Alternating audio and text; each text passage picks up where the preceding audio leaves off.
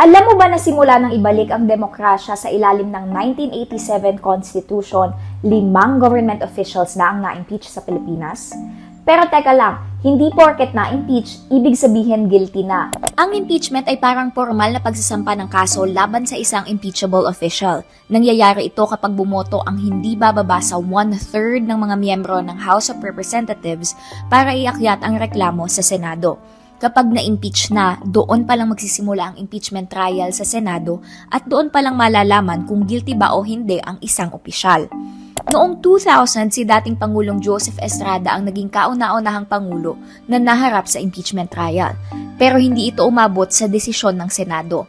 Matapos ang kontrobersyal na second envelope vote kung saan nagdesisyon ang Senado na huwag buksan ng ebidensya sa lamang na iisang boto, nag-walk out ang prosecutors, sumiklab ang EDSA 2 at nauwi ito sa pagbibitiw ni Estrada bilang Pangulo.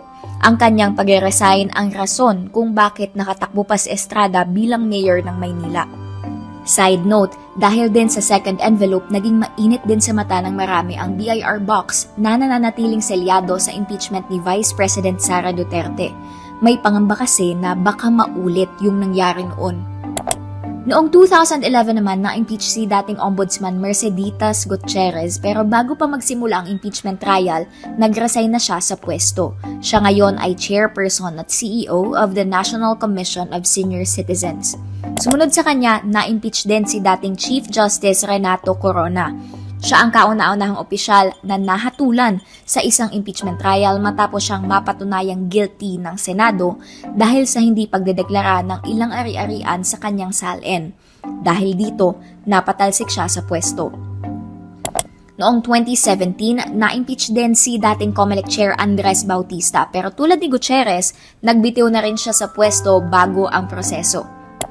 Ngayon nakatakdang magsimula ang impeachment trial ni Vice President Sara Duterte. Noong 2025, na-impeach siya sa unang pagkakataon pero hindi natuloy ang paglilitis matapos ibalik ng Senado sa House ang Articles of Impeachment.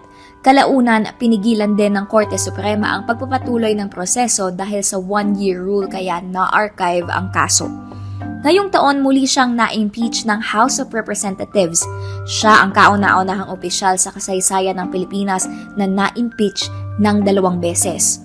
Ayon sa konstitusyon, kapag napatunayang guilty ang isang opisyal, maaari siyang matanggal sa pwesto at ma-disqualify habang buhay sa pagtakbo sa anumang public office.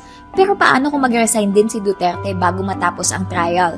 Noong Marso, nauna nang sinabi ni Batangas Representative Jervil Luistro na dapat pa rin ituloy ang impeachment proceedings kahit magbitiw ang opisyal dahil kahit mawala ang issue ng pagtanggal sa pwesto, kailangan pa rin pagdesisyonan kung dapat ba siyang ma-disqualify habang buhay sa paghawak ng anumang posisyon sa gobyerno. Ako si Isabel Pechay, nag-uulat para sa Inquirer.